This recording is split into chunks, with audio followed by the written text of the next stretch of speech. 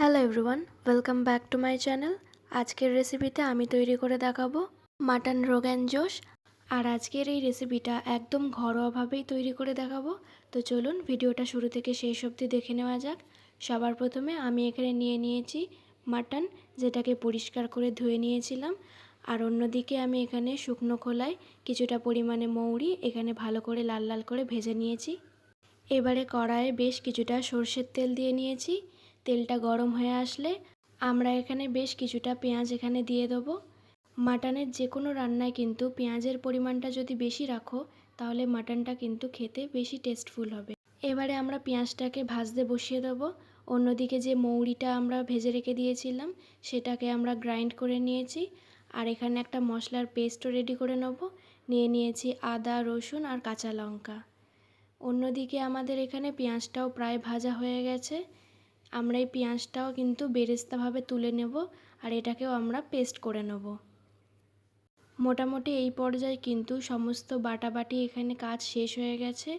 এবারে আমরা যে বেরেস্তাটা ভেজে রেখেছিলাম সেই একই তেলে আমরা এখানে 1 চামচ মতন ঘি দিয়ে নিয়েছি।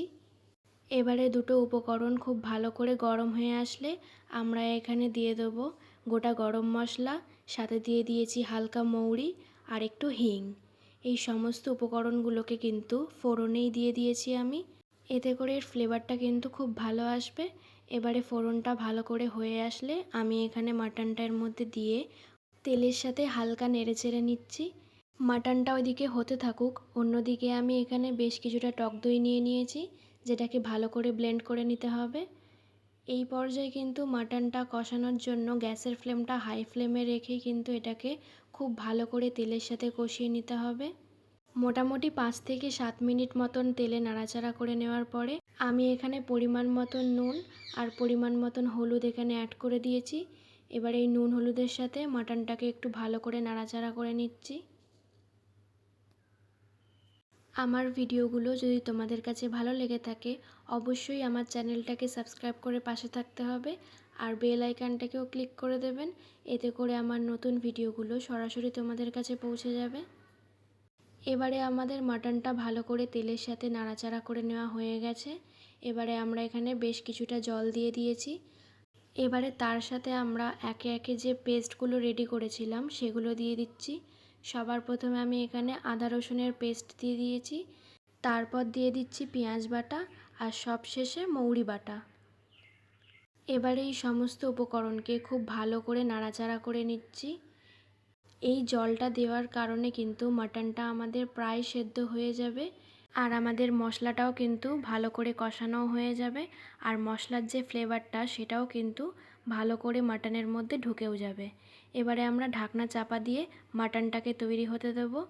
অন্যদিকে আমরা যে টক দইটা ব্লেন্ড করেছিলাম সেখানে কিছুটা কাশ্মীরি রেড চিলি পাউডার নিয়ে নিয়েছি, সেটা এর মধ্যে দিয়ে ভালো করে ব্লেন্ড করে নিয়েছি।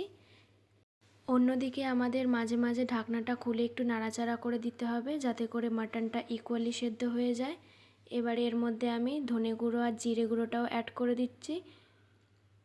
আজকের এই মাটন রেসিপিটা কোনো রকমভাবেই কিন্তু প্রেশার কুকারে আমরা দিয়ে করব না। এতে করে মাটনের যে অ্যাকচুয়াল টেস্টটা সেটা কিন্তু চলে যেতে পারে আর রোগান জোশের যে রেসিপির প্রসেসটা সেটাও একটু ডিসব্যালেন্স হতে পারে। তাই জন্য আমি এখানে ঢাকনা চাপা দিয়েই কিন্তু এখানে রান্নাটা করে নিতে হবে। তো সেই পরিমাণ অনুযায়ী কিন্তু আমরা জল অ্যাড করব যাতে করে আমাদের মাটনটা প্রায় সেদ্ধ হয়ে যাবে। এই পর্যায়ে যখন আমাদের মশলাটা প্রায় কষানো হয়ে যাবে মাটনটার সাথে, তখন আমাদের দই আর কাশ্মীরি রেড চিলি পাউডারের যে পেস্টটা রেডি করেছিলাম সেটা আমরা এর মধ্যে দিয়ে খুব ভালো করে কষিয়ে নেব। আর তাতে সামান্য জলও অ্যাড করে দেবো, এতে করে কড়াইয়ে লেগে যাবে না। আবারও আমি কিন্তু এটাকে কষানোর জন্য ছেড়ে দেবো। এই পর্যায়ে আমাদের দেখো ভালো করে কিন্তু কষানো হয়ে গেলে এরকম আমাদের তেল বেরিয়ে আসবে। ঠিক কতটা টেস্টফুল হবে তোমরা দেখতেই পাচ্ছ। আর কালারটাও কিন্তু খুবই ভালো আসবে। কাশ্মীরের এই রোগান জোশের রেসিপিটায় আলাদা করে কিন্তু এক রকমের গাছের ছাল ইউজ করা হয় এর কালারের জন্য। আমার কাছে যেটা ছিল না তাই জন্য আমি এখানে কাশ্মীরি রেড চিলি পাউডার দিয়েই কিন্তু এর কালারটাকে নিয়ে আসার চেষ্টা করেছি। এরপর আমাদের সমস্ত তেলটা কিন্তু ভালো করে বেরিয়ে এসেছে, ভালো করে কষানো হয়ে গেছে আর কষাতে কষাতে দেখতেই পারছো একদম নিচে লেগেই যাচ্ছে। তো এবারে আমি এখানে গরম জল অ্যাড করে দেবো। পরিমাণ মতন গরম জলে কিন্তু এখানে অ্যাড করব। এই রেসিপিটা কিন্তু খুব একটা ঝোল হয় না, হালকা গ্রেভি গ্রেভি নামালে কিন্তু খেতে বেশ ভালো হবে। এবারে আমরা ঝোল ফুটে আসলে এর মধ্যে ঝালের জন্য আমরা দিয়ে দিচ্ছি বেশ কিছুটা গোলমরিচ। তোমরা চাইলে কাঁচা লঙ্কার পরিমাণটা একটু বেশি দিতে পারো, তবে আমি এখানে এক্সট্রা ফ্লেভারের জন্য গোলমরিচ অ্যাড করেছি।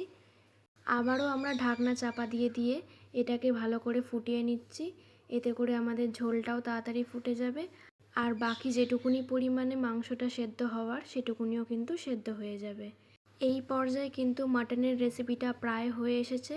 এখানে আমি ওপর থেকে হালকা গরম মশলার গুঁড়ো দিয়ে নাড়াচাড়া করে নামিয়ে নিলেই কিন্তু রেডি।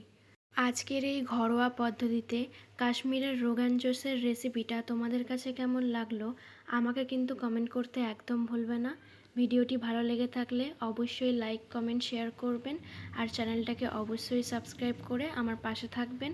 আজকের জন্য এইটুকুই, দেখা হচ্ছে নেক্সট ভিডিওতে।